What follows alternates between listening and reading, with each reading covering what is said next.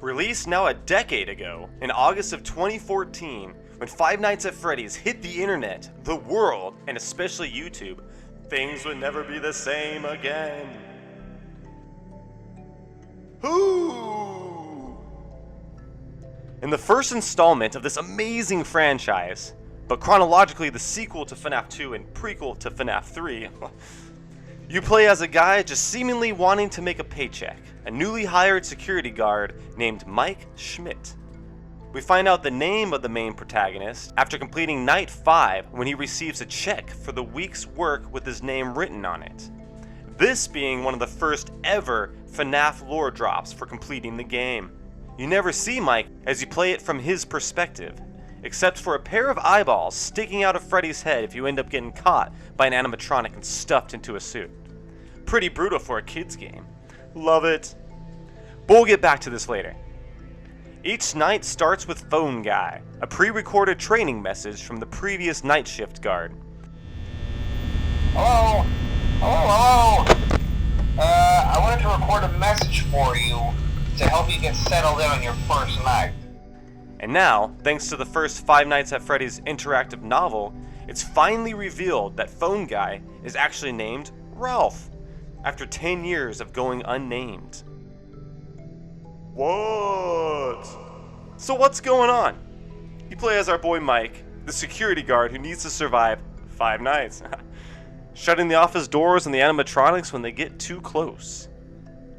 The power slowly depletes as the night goes on, with things like the doors and lights draining it faster. Now that's the surface level general explanation of what's going on. This series is notorious for giving us very little when it comes to direct lore. Players typically have to beat the game and do certain actions for any kind of hint of what actually is going on. Each night starts with Phone Guy, a pre-recorded training message from the previous night shift guard. Day 1 starts off pretty normal with a few interesting comments from Phone Guy. Night 2, our boy Foxy starts to be active tonight. Nights 3 to 5 get progressively more difficult as power consumption increases and the animatronics difficulty gets cranked up. When? Just like most of the lore in FNAF, it took a little investigating to figure out a time period when the first entry takes place. After successfully surviving the 5th night, our boy Mike gets that first paycheck. Hooray! Totaling a whopping $120. We know he works 6 hours a night from 12 to 6 a.m. for 5 nights, so broken down, that is around $4 an hour. This equates with the minimum hourly wages from 1991 to 1993, assuming taxes were taken out of the total already. A date is already posted on the check, missing the exact years, the date being November 12th. The only years in the 90s that the 12th lands on a Friday in November, assuming the standard Monday through Friday work week, is 1993 and 1999. This time period would also match the technology available in-game, such as the computer monitors and the 90s style closed-circuit security cameras. Digital forms of CCTV systems were not introduced until 1996, so the older analog appearance of the security monitors also fits into the earlier 90s narrative. The hourly wage and technology available rules out 1999, which leaves us the year 1993, which most of the FNAF community agrees with when the first game takes place. Where? Our main protagonist is fortunate to score this new security job at one of the infamous Freddy Fazbear's Pizza locations. These restaurants were established back in 1983 after changing their name from Fredbear's Family Diner, which only featured Spring Bonnie and Spring Fredbear.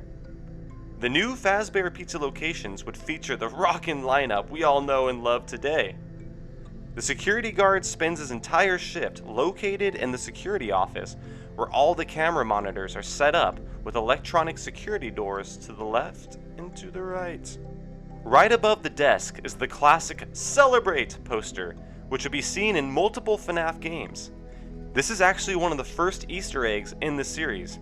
You can boop the snoot for a fun honking sound.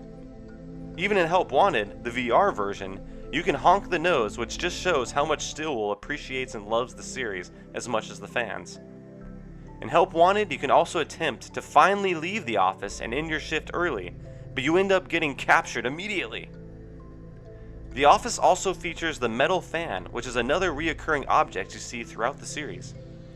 We of course can't forget about Mr. Cupcake chilling on the top of a monitor. Normally seen with Chica, our Cupcake buddy is another character seen in many of the games. The rest of the pizzeria is seen only through the security monitors. Freddy, Bonnie, and Chica always start on the show stage, and Foxy is hanging out in Pirate's Cove. Eventually, the animatronics would begin wandering around. If you don't look at the Pirate's Cove monitor enough, Foxy would only make his way from Pirate's Cove through the West Hall to the security office and try to get Mike. Bonnie would also make his way through the West Hall to the security office. Chica and Freddy only work their way down the East Hall to you. The one spot besides the main stage Freddy, Bonnie, and Chica pass through is the dining area. The supply closet can be seen on one of the monitors, which only Bonnie goes into. Fun fact! In the FNAF movie, this is where Bonnie makes a kill. The kitchen monitor only has working audio, but you only need to worry about Chica and Freddy coming through here. You can tell if it's Chica with pans rustling about, probably her looking for food, or Freddy with his little jingle. The creepy looking backstage area contains spare parts for the animatronics and only has Bonnie pass through sometimes. Lastly is the restrooms, which is also on the east side, so Mike only needs to worry about Chica and Freddy passing through here. Why? So why would the animatronics even be after the nighttime security guards? On night 1, Phone Guy lets us know that the animatronics roam freely at night to prevent rusting, but with some haphazard programming that sometimes can be dangerous for the staff. So put simply, the animatronics think you are an endoskeleton out of its shell and try to capture and stuff you back into a suit. Sadly, it sounds like this was the fate of our Phone Guy friend Ralph, because of how his tape recordings end on night 4. It even sounds like he accepted his fate in asking for the new security guard to check the suits in the back room, knowing he might have been shoved into one. But wait, there's more. Much more. If you go to camera 4B, you will see a list of the rules for the restaurant posted on the wall. Nothing out of the ordinary, but randomly this list will change to newspaper clippings, slowly giving the player bits of the puzzle of what is really going down at Fazbear's Pizza. The first clip talks about the disappearance of 2 local kids who were at the pizzeria during late hours of operation on the night of June 26th. The children were never found. It's interesting how the article ends with saying the police believe the suspect dressed as the company's mascot to earn the kids' trust. They were definitely on the right path. The second clipping lets us know the missing kids count is now up to 5 children, but the suspect was captured, who totally was wearing a mascot to lure them into a back room and unalive them. Article 3 is about the sanitation issues at the pizzeria. Quote, local pizzeria, Freddy Fazbear's Pizza, has been threatened again with shutdown by the health department over reports of foul odor coming from the much-loved animatronics. Police were contacted when parents reportedly noticed what appeared to be blood and mucus around the eyes and mouths of the mascots.